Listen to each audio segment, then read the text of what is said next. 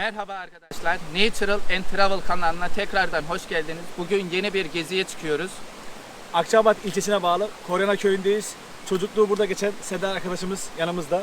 Samet, şu an Galenima Deresi'ndeyiz. Galenima Deresi'nin Gazan Gölü mevkiindeyiz. Biraz burada çocukluğumuzdan bahsedeceğiz. Gezeceğiz, tabiat, doğa ve piknik derken güzel bir gece olacak. Buyurun başlayalım. Haydi.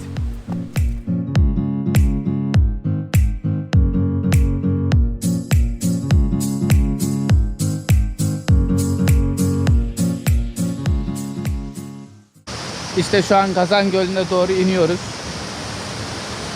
Her zamanki gibi Samet abi önde gidiyor. Ben arkadan gidiyorum. Kamerayı yine bana verdi. Klasik oldu artık bu hareketler.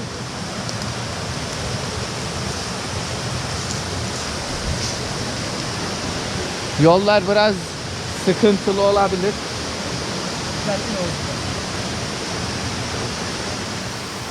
Evet arkadaşlar, gezimize devam ediyoruz. Serdar, şu anda bulunduğumuz konumu söyleyebilir misin? Şu anda bizim için Gazan Gölü, coğrafi olarak da Cadı Kazanı'nın yanındayız.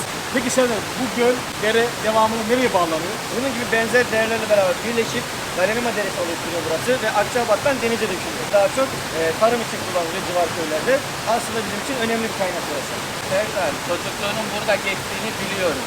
Bize birkaç anından bahsedebilir misin? Çocukluğumuzun en önemli şeylerinden biri de biz Civarköy'de tüm çocuklar olarak denizden önce Gazan Gölü'nde yüzmeyi öğrenirdik.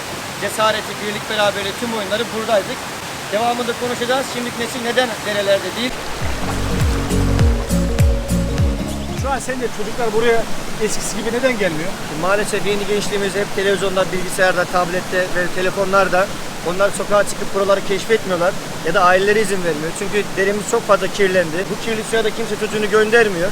İnşallah derelerimiz eski güzel günlerine kavuşur. Köyün gençlerini topluca bizim çocukluğumuz gibi buralara gelip yüzer, balık tutar ve kaynaşır.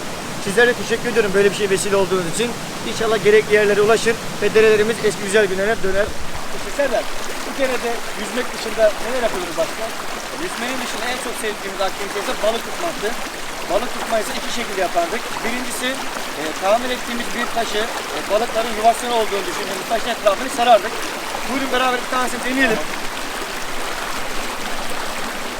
Altında fazla balık olduğunu düşündüğümüz bu taşın etrafını yavaşça, çok fazla adım atmadan ellerimizi yoklayacağız. Eğer altına doğru delikler bulursak büyük ihtimalle burası kol. Yani birden fazla balığın olduğu yer bizim için. Şöyle mi? Buyur. Ellerin taşın Şöyle. dibine kadar git. Taşın dibini ara. Taşın dibini ara. Var mı balık? Maalesef. Burada delikler ama... Var. Sok elini. Kapat. Var mı? Çıkmadı. Maalesef çıkmadı balığımız. Niye çıkmadı Serdar? Şimdi bu sular artık kanalizasyon suları gelmeye başladı. Çamaşır suları ya da deterjanlar balık popülasyonunu azalttı. Bu yüzden taşların altında maalesef daha fazla balık kalmadı. Çok nadir balık görülüyor artık. O da bize şu anda denk gelmedi. Ama bu birinci yöntemimizdi. Şimdi o ikinci yöntemi beraber hazırlayacağız. Tamamdır. Burada amacımız şu. Dereden aşağı gelen balığı daha önceden hazırladığımız alana yönlendireceğiz. Buraya giren balık taşların arasından ana dereye karışmayacak. Yapacağımız birinci şey, birimiz buradaki ağzı keserken diğeri yukarıdan aşağı balıkları kovalayacak. Bunu da sopalarla suya vurarak yapacak. Ve balıkların burada toplanmasını sağlayacağız. Şimdi Oğuz, sen buradasın. Ben yukarı çıkayım, balıkları Tamam. kovalayayım. Bakalım buraya balık girecek mi? Tam olarak burada nasıl Senden duracağım? istediğim şu. Daha çok buradaki alanı keserek buradan geçen balıkların buradan kaçmayarak istediğimiz alana yönlenmesi. Tamam. Bunların hepsini taşla kestik zaten daha önceden. Tamamdır. Senden istediğim küçük taşlarla buraları doldurmaya çalış. Tamamdır. Ben şimdi yukarıdan aşağı bu tarafta kal. Ben yukarıdan aşağı balık varsa göndereceğim.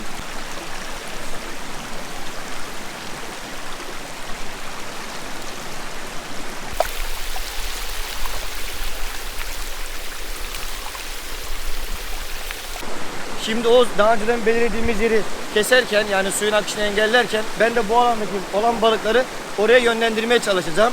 Elimdeki sopayla suya ve taşlara vurarak balıkları yerinden çıkaracağım. Hadi başlayalım.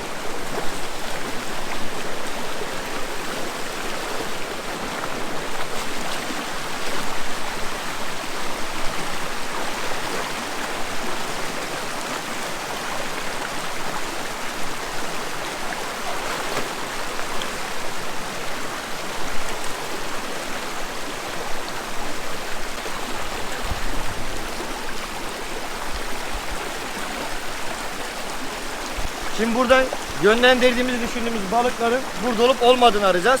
Bunun için de yine elle arayacağız ve sığ yerde balık olup olmadığını göre kontrol edeceğiz. Oğuz işini bitirdiyse bakalım şimdi. Oğuz ne durumda burası? Sence oldu mu? Sen daha iyi bilirsin. Şimdi baktığımız zaman şu anda aralardan evet balık geçemez. Zaten bizim istediğimiz balık boyu bu kadar. Bu da buralardan geçemez. Çok iyi bir işçilik yaptın. Teşekkür ediyorum. Şimdi biz arayacağımız sığ bölgede kalan balıklar. Öncelikle buradan aşağı tarayarak ve yine ellerimizi bu aralara bakarak gidelim. Oğuz ben karşıya geçiyorum. Sen buradan aşağıya başlayalım. Tamam. Her taşın altına bakmaya çalış. En son aşağıda sıkışacaklar zaten.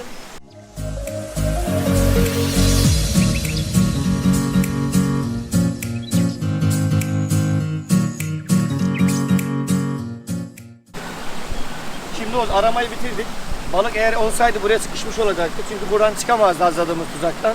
Maalesef balık yok. Yine söylediğimiz gibi derelerin kirletilmesinden dolayı balık kalmamış. Ama biz yine de bu yaptığımız seti bozacağız ki tabiat bundan etkilenmesin. Evet, şimdi buraya geldik.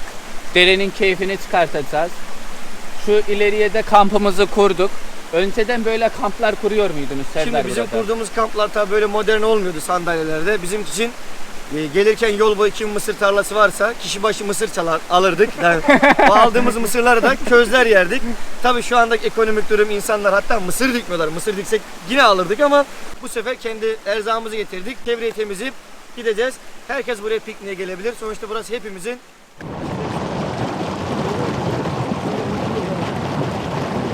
Bugünkü gezimizin sonuna geldik.